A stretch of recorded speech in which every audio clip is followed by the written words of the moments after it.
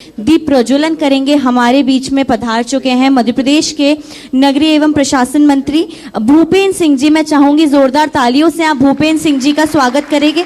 सबसे पहले हम दीप प्रज्वलन करेंगे, दीप प्रज्वलन कर कार्यक्रम की शुरुआत करेंगे। जोरदार तालियों से सर बहुत बहुत स्वागत है आपका। भूपेंद्र सिंह जी हमारे बीच में मौजूद हैं। मध्य प्रदेश के रेसिडेंट एडिटर संदीप भमरकर सर और छत्तीसगढ़ के रेसिडेंट एडिटर आशीष तिवारी सर से मैं रिक्वेस्ट करूंगी वो स्टेज पर आए। मध्य प्रदेश के सेल्स हेड अनुज तिवारी सर और हमारे साथ यहाँ पर मौजूद हैं देवी अहिल्या हॉस्पिटल्स के डायरेक्टर अजय हार्डिया जी, उनका भी मैं स्वागत करूंगी। साथ ही हमारे साथ थिंक गैस के जो प्रेसिडेंट है संदीप त्रेहान जी, सभी जो हैं उनका मैं स्वागत करूंगी दीप प्रज्वलन के लिए। और यहाँ पर जो है भारतीय परंपरा के हिसाब से हम दीप प्रज्वलन करेंगे, क्योंकि देखिए कोई भी अच्छे काम की जो शुरुआत होती है वो दीप प्रज्वलन के साथ होती है। शुभं करोति कल्याणं आरोग्यं धनसंपदा शत्रुबुद्धि विनाशाय दीपज्योति नमोस्तुते। दिव्या दिव्यारे दीपत्कार कानी कुंडल मोतीहार दिव्याला पाहून नमस्कार तिळाचे तेल कापसाची वात दिवा तेवे देवा पाशी उजेड पडे विष्णु पाशी माझा नमस्कार सर्व देव देव। मेडिकल क्षेत्र के बारे में अजय जी से मैं चाहूंगी कि वो यहाँ पर आए और हम लोग अपना जो सेशन है, सबसे पहला सेशन जो कि मेडिकल के जो यहाँ पर मेडिकल विंग के काफी सारे स्टूडेंट्स हैं वो यहाँ पर मौजूद हैं, उनसे बातचीत।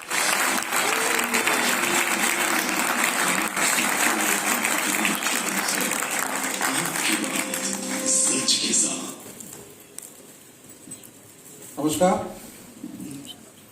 आज आप सब लोगों का बहुत बहुत स्वागत है न्यूज़ 24 के इस मंच पर। मैं doctor Ajay Hardia, Devi Ahilya cancer hospital का मैं डायरेक्टर हूं और मैं आपको एक यूनिक ट्रीटमेंट के बारे में बताना चाहता हूं। एक नई चिकित्सा पद्धति है जिसका नाम है इलेक्ट्रो होम्योपैथी।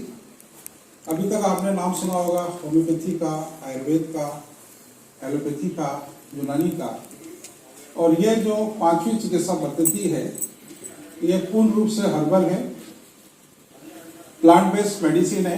इसमें ऐसे प्लांट्स लिए गए हैं जिसमें किसी प्रकार का पॉइजन नहीं होता है और तो एंटीबायोटिक इस समय फेल होती जा रही है और नई नई जनरेशन आ रही है, परंतु वायरस पर उसका कोई प्रभाव नहीं हो रहा है। तो हमें ऐसी चिकित्सा पद्धति की आवश्यकता है कि जो हमारे इम्यून सिस्टम को डेवलप करे। चूँकि हम देखते हैं कि हम जब एंटीबायोटिक लेते हैं तो हमारा इम्यून सिस्टम और भी नष्ट हो जाता है।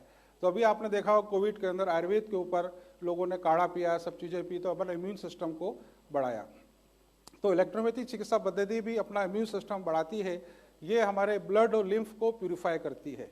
हम बोलते हैं कि हमारे शरीर में जो दो वाइटल फ्लूइड होते हैं, ब्लड और लिम्फ, और उसमें यदि कोई अशुद्धि होती है, इम्प्योरिटी होती है, किसी भी अननोन कारण से उसको प्योर करती है।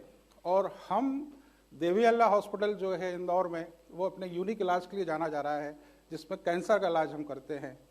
ऐसा कैंसर जो मेटास्टेटिक स्टेज का कैंसर होता है, हम कहते हैं कि एक जब शरीर के अंदर कोई लीजन होता है, कोई नोड होती है और वो बहुत समय तक हमारे शरीर में होती है, और उसके बाद में जब कॉम्प्लिकेशन स्टार्ट होते हैं तो किसी को भूख नहीं लग रही है, किसी को वॉमिटिंग हो रही है, किसी को ब्लीडिंग हो रही है, एक सिम्टम्स के रूप में ये बीमारी आती है।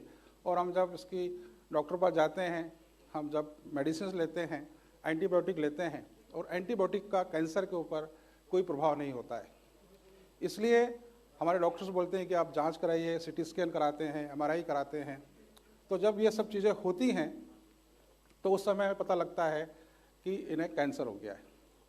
तो जब कैंसर होता है तो अभी तक पूरी दुनिया में कैंसर का 3 प्रकार का इलाज होता है। एक होता है सर्जरी, दूसरा होता है कीमोथेरेपी और तीसरा होता है रेडिएशन। तो पहले बायोप्सी ली जाती है, बायोप्सी लेने के बाद में सर्जरी की जाती है, उस ऑर्गन्स को वहाँ से रिमूव कर दिया जाता है, आसपास के जो लिम्फेटिक नोड्स होती है उसको भी निकाल दिया जाता है। हम कहते हैं कि कैंसर का जो ऑपरेशन होता है वो बड़ा ऑपरेशन होता है। उसके बाद में कीमोथेरेपी दी जाती है। कीमोथेरेपी से इम्यून सिस्टम और हमारा समाप्त होता है, पेशेंट वीक हो जाता है, शरीर के बाल चले जाते हैं, सर के बाल चले जाते हैं, वॉमिटिंग होती है, नौजिया होता है, ब्लड जलता है।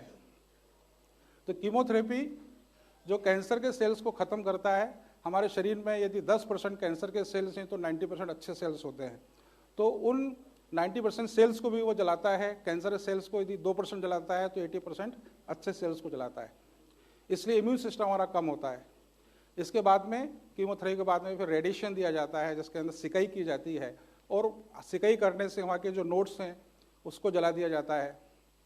पेशेंट में कॉम्प्लिकेशंस होते हैं, बाद में नेक्रोसिस हो जाता है, वहाँ से ब्लीडिंग होती है, और वो जो ट्यूमर होता है, जो गांठ होती है, वहाँ से ब्लीडिंग होती है, पस फॉर्मेशन आता है। उस पेशेंट बहुत तकलीफ में होता है।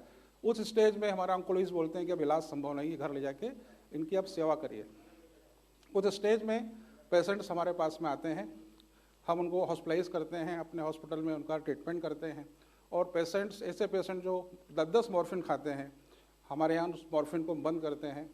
और हमारी जो मेडिसिन है वो एंटी इन्फ्लेमेटरी है, एंटी एनाल्जेसिक है, एंटीऑक्सीडेंट है, मतलब ट्यूमर के साइज को कम करती है, इन्फ्लेमेशन कम करती है, दर्द को ख़त्म करती है, और साथ में उस बीमारी को जड़ से भी ख़त्म करती है। तो देवेलिया हॉस्पिटल पैलेटिव ट्रीटमेंट के साथ में क्यूरेटिव ट्रीटमेंट भी देता है। ऐसे भी मरीज हमारे पास हैं कि जो मेटास्टेटिक के मरीज होते हैं, जिस मेटास्टेटिक डिसीज़ वो कहते हैं जो एक आर्गन से दूसरे आर्गन्स में फैलने वाली होती है या फैल चुकी होती है, मल्टीपल आर्गन्स में पहुंच जाती है। तो वो कैंसर के मरीज भी हमारी इस इलेक्ट्रोपैथी मेडिसिन से ठीक हो रहे हैं। तो हमारा जो इलाज है वो पैलेटिव के साथ में क्यूरेटिव इलाज भी है। हम कहते हैं कि इसके अलावा दुनिया के अंदर या हमारे शरीर के अंदर ऐसे 5 बीमारियां हैं जिसको हम पैलेटिव केयर में लेते हैं। जैसे एक ब्रेन संबंधित बीमारी है, जैसे इपिलेप्सी है, हिस्टीरिया है। जिसको इपिलेप्सी हिस्टीरिया हो गया वो कभी ठीक नहीं होता है, आपको हमेशा एंटीइपिलेप्टिक मेडिसिन लेना होती है। यदि किसी को कार्डियक प्रॉब्लम है, ब्लड प्रेशर बढ़ गया है, तो उसको हमेशा ब्लड प्रेशर की दवा लेनी होती है।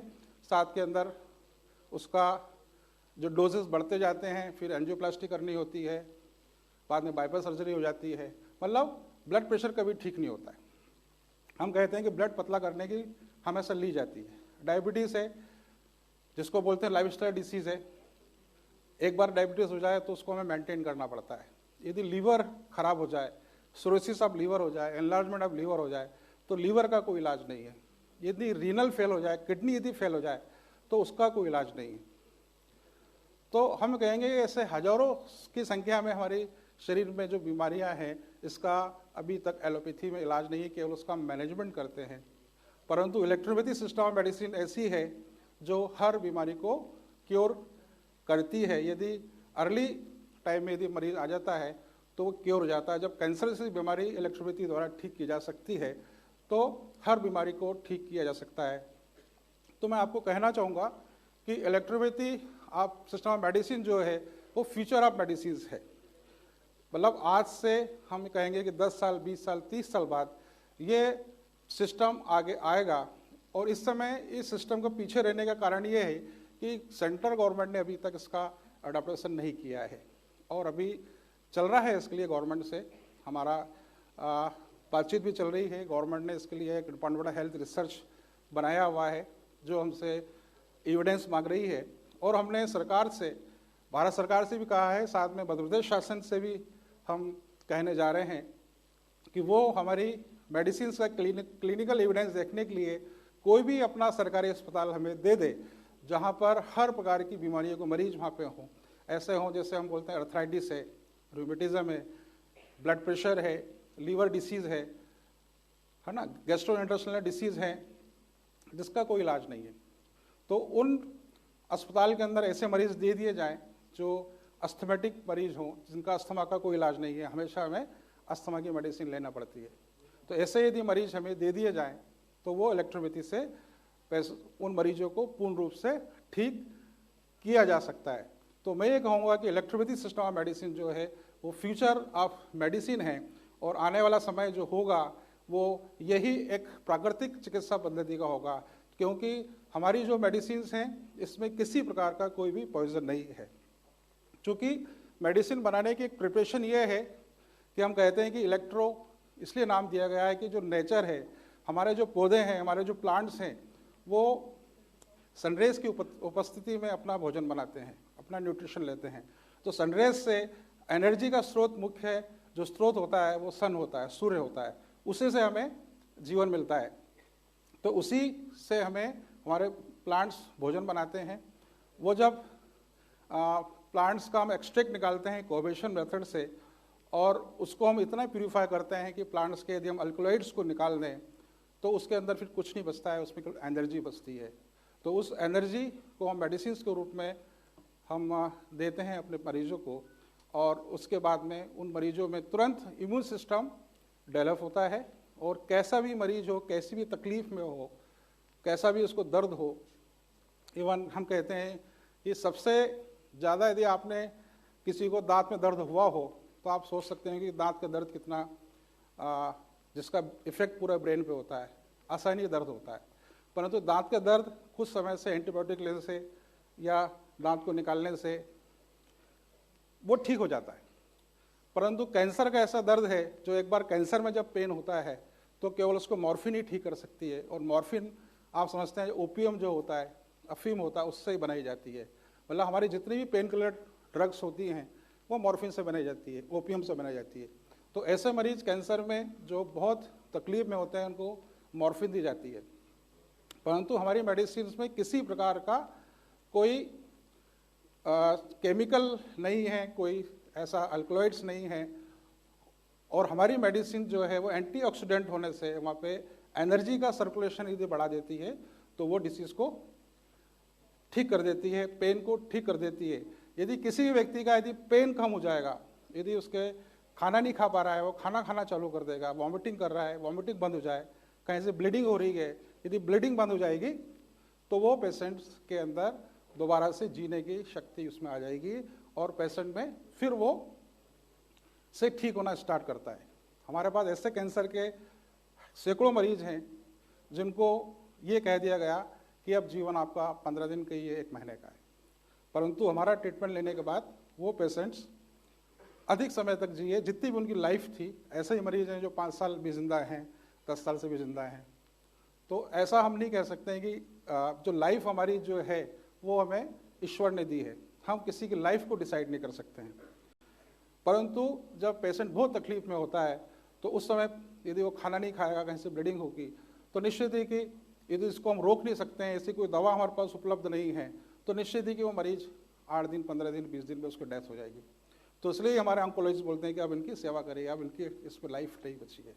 परंतु इलेक्ट्रोपैथी एक नई होप के रूप में, एक नई आशा के रूप में हमारे बीच उपलब्ध है, जहाँ पर हम हमारे ट्रीटमेंट के द्वारा हम इस चीज़ को प्रूफ कर रहे हैं और हमारे पास इससे हजारों मरीजों के क्लिनिकल एविडेंस मौजूद हैं जो अपनी लाइफ को उन्होंने प्रोलॉन्ग किया है और अपनी लाइफ को कम तकलीफ़ों के अंदर वो आगे लेके जा रहे हैं। तो इलेक्ट्रोपैथी फ्यूचर की मेडिसिन्स मैं कहूँगा, और आने वाला समय इन्हीं सब चीज़ों का है जहाँ पर किसी प्रकार की कोई साइड इफ़ेक्ट नहीं है, किसी प्रकार की कोई तकलीफ़ नहीं होती मरीज़ को लेने में। हमारा जो ट्रीटमेंट है बहुत ही मैं कहूँगा कि बहुत ही फेमिलियर ट्रीटमेंट है, किसी प्रकार का इसमें कोई नुकसान नहीं होता है और ट्रीटमेंट भी बहुत आसान तरीके से इसमें किया जाता है। और एक बात और मैं कहना चाहूँगा कि इस इलेक्ट्रोपैथी सिस्टम के अंदर हमारा एक इंस्टीट्यूट भी है जहाँ पर हम फ्यूचर के अंदर ऐसी हम कोशिश करेंगे कि आप जैसे यंगस्टर्स जो स्टूडेंट्स हैं उनको वहाँ पे प्रॉपर रूप से हम एजुकेशन दें। जिस प्रकार से MBBS में पढ़ाई की जाती है वैसे ही इसका 5 साल का कोर्स भी हम लोग बहुत ही जल्दी इसको स्टार्ट करने जा रहे हैं, जो एक नई विधा को एक ट्रेनिंग दे के, एक जो MBBS में जो सब्जेक्ट होते हैं वही सब्जेक्ट इसमें शामिल किए गए हैं और वो इसमें एडमिशन लेते हैं, 5 साल की स्टडी करते हैं, तो वो इस समाज के अंदर एक नए एक्सपर्ट के रूप में अपना जीवन वो चला सकते हैं और नई आशा के रूप में वो आ सकते हैं।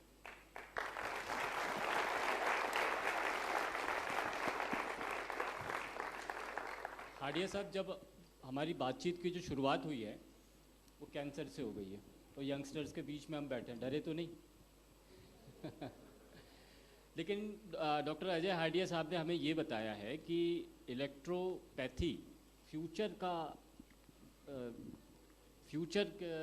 की मेडिसिन है। तो हाडिया साहब, एक चीज़ यहाँ पर हमें जानने की उत्सुकता हो रही है कि क्या ये केवल इलेक्ट्रोपैथी जो है, क्या ये केवल कैंसर का ही इलाज कर सकती है या इसमें और भी बीमारियां कवर होती हैं? सर, मैंने जैसा बताया कि हमारा शरीर के अंदर ब्लड और लिम्फ 2 प्रकार के वाइटल फ्लूइड हैं। वो नॉर्मल एनर्जी के साथ में यदि हमारे शरीर में फ्लो करते हैं तो हम बिल्कुल स्वस्थ होते हैं, परंतु हमारा ऐसा कुछ खान पान, ऐसी कुछ चीज़ें हो जाती हैं, कोई इन्फेक्शंस हो जाता है, इस कारण से उसके अंदर इम्प्योरिटीज हो जाती है और वो बीमारी का एक कारण बनता है। जैसे मैं कहूँ कि एक डायबिटीज़ है, डायबिटीज़ लंबे समय तक हमारे शरीर में रहती है तो हम कहते हैं कि अर्थराइटिस, रूमेटिज्म, रीनल फेलर से लेके आंखों पे इसका इफेक्ट होता है। मतलब डायबिटीज़ के कारण बहुत सारी बीमारियां होती हैं। तो इसके अंदर हर प्रकार की बीमारी का इलाज संभव है। जैसे मैंने बताया कि 5 बीमारियां जो पैलेटिव केयर के रूप में ली गई है, जैसे एपिलेप्सी, हिस्टीरिया ब्रेन में होती है ना, मेंटल डिसऑर्डर जिसको हम बोलते हैं। आजकल जो ऐसे आपको कई मरीज मिल जाएंगे जो बहुत ज़्यादा सोचते हैं, उसके लिए हम डिप्रेशन में चले जाते हैं, तो डिप्रेशन का कोई इलाज नहीं है। अस्थमा यदि एक बार हो जाता, अस्थमा का कोई इलाज नहीं है। ब्लड प्रेशर हो जाए, उसको कोई इलाज नहीं है। तो हर प्रकार की बीमारी का इलाज इलेक्ट्रोपैथी सिस्टम मेडिसिन में संभव है, और यदि हम ब्लड लिम्फ को प्यूरिफाई कर देंगे तो हर बीमारी को ठीक किया जा सकता है। हमने अभी देखा है कि कोविड के अंदर भी हमारा कैंसर हॉस्पिटल कंटिन्यू काम करता रहा और हमारे पास ऐसे मरीज एडमिट हुए जो कैंसर के मरीज थे, क्योंकि कैंसर के मरीज में पहले ही इम्यूनिटी कम होती है तो बहुत जल्द वो कोविड से ही पॉजिटिव हो गए। हमने कोविड का भी इलाज किया और कैंसर का भी इलाज किया, और हमने दोनों ही बीमारी से उनको हमने बाहर किया। तो इसमें हर प्रकार की बीमारी का इलाज संभव है, वो चाहे स्किन डिसीज हो, अस्थमा हो, रीनल फेलर हो या कैंसर हो।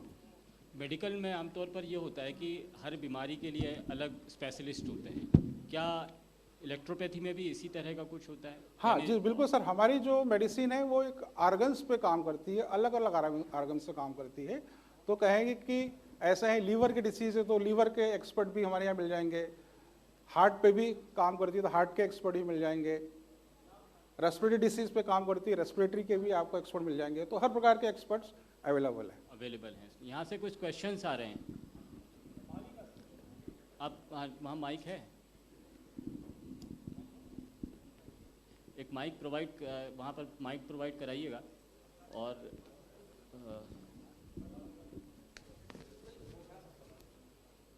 सीधे माइक दे दीजिए उन्हें। स्टूडेंट जो हैं वो अपना नाम और पहचान एक बार ज़रूर बता दें। चलिए, पहले सवाल के लिए पहले ताली बजा देते हैं। जी, सवाल कीजिए आपका। Myself Bhavika and I am a BHMS student. Sir, मेरा क्वेश्चन ये है कि आपका मोड ऑफ ट्रीटमेंट क्या है? देखिए, मैंने बताया हमारा mode of treatment electro homeopathy है, जो मेडिसिन से ही हम ट्रीटमेंट करते हैं। और सर, मेजर डिफरेंस क्या है होम्योपैथी और इलेक्ट्रो होम्योपैथी? देखिए, आप यदि होम्योपैथी के स्टूडेंट्स हैं तो हम सब लोग अच्छे से जानते हैं कि होम्योपैथिक जो मेडिसिन है वो सिम्टोमेटिक रूप से काम करती है, लक्षणों पर आधारित चिकित्सा पद्धति है, और सिमिलस कुरेंचर इसका एक वो है, लाइक और लाइक, समानता से समानता का चयन होता है। और इसमें आपके होम्योपैथी में सिंगल ड्रग सिस्टम है, और चूंकि आज के समय में होम्योपैथी को हम बोलते हैं कि कॉम्प्लेक्स पैथी के रूप में प्रयोग किया जा रहा है, और एक साथ में 5-5, 7-7 मेडिसिन हम देते हैं, तो हम कई बार देखते हैं कि 5 मेडिसिन दे रहे हैं, 5 में से 3 मेडिसिन पॉजिटिव काम कर रही है और 2 मेडिसिन नेगेटिव काम कर रही है। तो कई बार पेशेंट्स को फायदा होता है, कई बार पेशेंट्स को फायदा नहीं होता है। इलेक्ट्रोहोम्योपैथी मेडिसिन की स्पेशलिटी ये है कि ये कॉम्प्लेक्स मेडिसिन है। हमारी हर मेडिसिन कॉम्प्लेक्स है। मैं कहूँगा कि हम बोलेंगे स्कोरफ्लोस-1 एक हमारी मेडिसिन है जिसके अंदर 9 प्लांट्स का एक्सट्रैक्ट निकाल के मेडिसिन तैयार की गई है। तो हमारी हर मेडिसिन में किसी में 9 प्लांट्स हैं, किसी में 12 प्लांट्स हैं, किसी में 6 प्लांट्स हैं, और उन्हीं को अलग अलग क्वांटिटी में उसको मिला के हम मेडिसिन तैयार करते हैं। दूसरी बात है कि होम्योपैथी में नोसोड्स का इस्तेमाल किया गया है, पॉइजन का इस्तेमाल किया गया है, परंतु इलेक्ट्रोपैथी में केवल 140 प्लांट्स का एक्सट्रैक्ट निकाल के मेडिसिन तैयार करते हैं। और इसको हम इतना प्यूरिफाई करते हैं कि अल्कलॉइड्स निकाल लेते हैं, तो हमें शरीर के अंदर ये नुकसान यदि करते हैं प्लांट्स में तो वो अल्कलॉइड्स हमें नुकसान करते हैं, तो हम इसको निकाल देते हैं, तो इसलिए इसका कोई साइड इफेक्ट भी नहीं है। और इसको बिग लेवल पर स्प्रेड करना हो तो कैसे करेंगे? जी, बिग लेवल पर स्प्रेड करना हो? हाँ, देखिए बिग लेवल पे स्प्रेड करने के लिए हम लोग अलग अलग प्रोग्राम करते रहते हैं। हम लोग अपने फेसबुक पे, हम यूट्यूब पे हमारे सिस्टम के बारे में, मेडिसिन के बारे में अवेयरनेस हम लोग बढ़ा रहे हैं। और आज के समय में देश के अंदर कई हमारे पास जो मरीज जो आ रहे हैं वो हिंदुस्तान से, हमारे पास मैक्सिमम मरीज टाटा के, एम्स के और स्टेट, जो अलग अलग स्टेट में अंदर जो कैंसर हॉस्पिटल है वहाँ के मरीज आ रहे हैं। तो धीरे धीरे इस सिस्टम के बारे में लोग जान रहे हैं, अवेयर हो रहे हैं और ट्रीटमेंट के लिए आ रहे हैं। और हमको गवर्नमेंट हॉस्पिटल्स प्रोवाइडेड क्यों नहीं है, उसके लिए हम क्या कर सकते हैं कि हमें गवर्नमेंट हॉस्पिटल्स प्रोवाइडेड हो प्रैक्टिस के लिए? हाँ, देखिए यही बात हम गवर्नमेंट से भी हमने कही है, हमने स्टेट गवर्नमेंट से, सेंट्रल गवर्नमेंट से हमने ये बात कही है। और ये बात इस मंच से फिर मैं कहना चाहूँगा, आज हमारे यहाँ हेल्थ मिनिस्टर भी इस मंच पे आने वाले हैं, उस पर हम उनसे निवेदन भी करेंगे कि हमें कोई भी सरकारी हॉस्पिटल दिया जाए जहाँ पर एक्सपर्ट डॉक्टर्स आपके रहेंगे, पेशेंट्स सरकार के रहेंगे, जो वो अलग अलग सिस्टम द्वारा कहेंगे कि प्रूव होंगे कि इनका इलाज नहीं हो सकता है, और ट्रीटमेंट हमारा रहेगा, मेडिसिन हमारी रहेगी। तो इससे एक प्रूविंग हो जाएगा कि हम 1 महीने में, 2 महीने में, 3 महीने के अंदर पेशेंट्स में हम कितना हम कर रहे हैं। क्योंकि हम एविडेंस की बात इसलिए करते हैं कि कोई पेशेंट आता है तो पहले हम उसकी एक्सरे कर लें, उसका हम सिटी स्कैन कर लें, उसका पैथोलॉजिकल हम टेस्ट कर लें, और हम जब ट्रीटमेंट करें तो ट्रीटमेंट के बाद फिर हम 15 दिन या 1 महीने के बाद फिर से दोबारा से उसकी पैथोलॉजी जांच करें, एक्सरे करें, सिटी स्कैन करें। तो पेशेंट्स में एक तो हमें क्लिनिकली पता लगता है, फिजिकली हम पता कर सकते हैं, और हम टेस्ट के द्वारा प्रूव कर सकते हैं कि हमारी मेडिसिन ने इस पेशेंट को इतना ठीक कर दिया। ये तो मेरे ख्याल से अगर स्वास्थ्य विभाग के अधिकारी या सरकार के लोग सुन रहे होंगे तो ये आप तो उनकी मदद ही कर रहे हैं, क्योंकि जिस तरह से डॉक्टर्स की कमी है, मेडिकल स्टाफ की कमी है, उसमें आपकी मदद ही होगी। एक सवाल और आ रहा है हाडिया साहब यहाँ से, आप अपना इंट्रोडक्शन दीजिए पहले प्लीज़। नमस्कार sir, my self Pratibha Yadav, I am from Makhanlal Chaturvedi university. Sir मेरा क्वेश्चन ये है कि सोराइसिस जो एक डिजीज़ है वो उसका मतलब इलाज नहीं है एलोपैथी में, होम्योपैथी या आयुर्वेदिक में, यही बोला जाता है कि इसको आप मेंटेन करिए बाकी ठीक रहेगा, तो इसका ट्रीटमेंट है क्या जो जड़ से खत्म कर सके? जी बिल्कुल बिल्कुल, इसका भी है। मैंने बताया कि स्किन डिसीज के अंदर ऐसी है जैसे एक्जिमा है, सोराइसिस है, जो एक बार होने के बाद में क्या होता है कि हम एंटीबायोटिक दे के कुछ समय के लिए उसको हम रोक देते हैं, परंतु फिर वो 2 महीने 3 महीने बाद फिर से वापस से वो डेवलप हो जाती है। तो इलेक्ट्रोपैथी के द्वारा हम सोराइसिस को या एक्जिमा को हम जड़ से ख़त्म कर सकते हैं। इसलिए हम ख़त्म कर सकते हैं कि हमने बताया कि डिसीज़ का कारण ब्लड लिम्फ की इम्प्योरिटीज़ है। यदि हम मेटाबॉलिज्म को ठीक कर दें, जितनी भी स्किन डिसीज़ हो रही हैं वो मेटाबॉलिक डिसऑर्डर से कारण हो रही है, तो मेटाबॉलिज्म यदि हम ठीक कर देंगे तो कोई भी स्किन डिसीज़ है या कोई भी गैस्ट्रो इंटरनाइजर जो है उससे संबंधित बीमारी है उसको हम ठीक कर सकते हैं। ये बहुत अच्छी जानकारी दी है आपने। कई बीमारियां तो के वक्त में मरीज़ असहाय हो जाते हैं, उसके परिवार के लोग, और ये इलेक्ट्रोपैथी, ये हमको बहुत अच्छी जानकारी मिल रही है मेरे ख्याल से कि भविष्य का मेडिसिन अगर कोई है तो वो भी हमारे सामने अवेलेबल है। हाडिया साहब एक चीज़ और मुझे बता दीजिए कि इसका एजुकेशन, इसका हमें हासिल करना हो तो ये दूसरी चिकित्सा पद्धतियों से क्या कोई महंगा है या सस्ता होता है, इजीली अवेलेबल है, और इसको इस चिकित्सा पद्धति को सीखने के लिए, इसमें इसे पढ़ने के लिए कैसे स्टूडेंट ये है आपसे अप्रोच कर सकता है? हाँ देखिए, अभी तो ये मैं कहूँगा कि इसके एजुकेशन जो हो रहा है वो हमारी एक संस्था स्तर से ही इसका एजुकेशन हो रहा है। अभी सरकार की ओर से कोई इसमें मदद नहीं है, और इसके लिए अभी सेंट्रल गवर्नमेंट से हमारा एक एसोसिएशन चल रहा है, और डिपार्टमेंट ऑफ हेल्थ रिसर्च ने इसकी एक कमेटी बनाई है, और बहुत जल्दी 6 महीने में इसके रिजल्ट आने वाले हैं। वो जब पॉजिटिव रिजल्ट हो जाएंगे तो फिर एक पूरा इसका एक इंफ्रास्ट्रक्चर और पूरा इसका एक सिलेबस, एक करिकुलम इसका तैयार हो जाएगा। परंतु अभी जो हमारा जो इसका जो ट्रेनिंग चल रही है वो 4 साल का 4 ईयर कोर्स होता है, 1 साल की इंटर्नशिप होती है।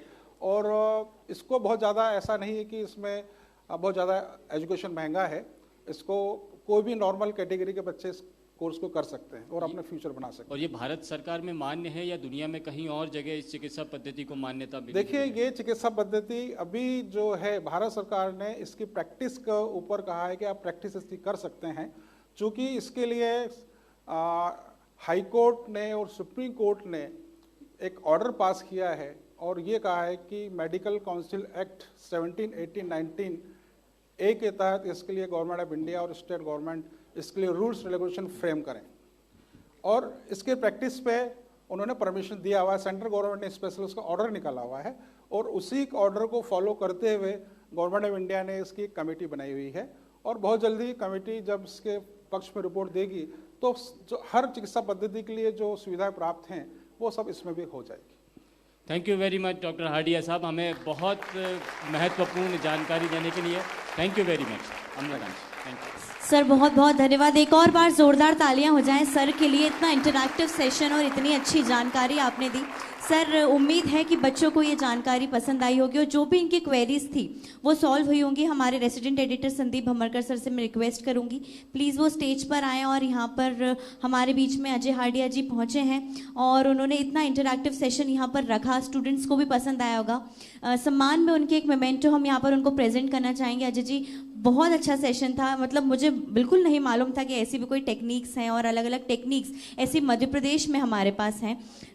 आशीष सर को भी मैं रिक्वेस्ट करूंगी, रेसिडेंट एडिटर हमारे जो रायपुर छत्तीसगढ़ में हैं, मैं उनसे भी रिक्वेस्ट करूंगी आशीष तिवारी सर से वो प्लीज़ स्टेज पर आएँ और हमारे अजय हार्डिया जी का जो है वो सम्मान करें, एक मोमेंटो उनको प्रेजेंट करें जो इतना अच्छा इंटरेक्टिव सेशन रहा है। मौजूद हैं रेसिडेंट एडिटर मध्य प्रदेश और छत्तीसगढ़ के संदीप भमरकर सर, आशीष तिवारी सर और एमपी सेल्स जो हेड हैं अनुज तिवारी सर, वो यहाँ पर है हमारे साथ मौजूद। उसके बाद